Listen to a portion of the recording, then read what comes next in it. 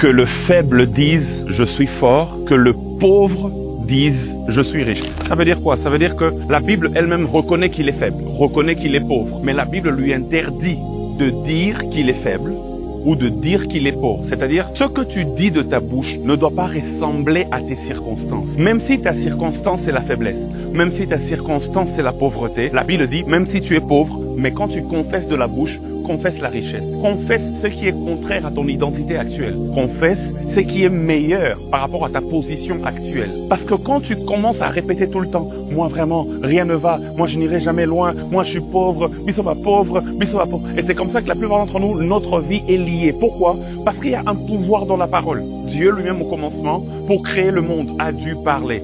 Et la Bible déclare que les hommes rendront compte de toute parole vaine qui est sortie de leur bouche. Il est encore écrit que la mort et la vie sont au pouvoir de la langue. Vous voulez que je vous donne combien de versets? Au moins vous savez déjà que nous créons ce que nous voulons. Qu'est-ce que tu dis sur toi? Qu'est-ce que tu dis sur tes enfants?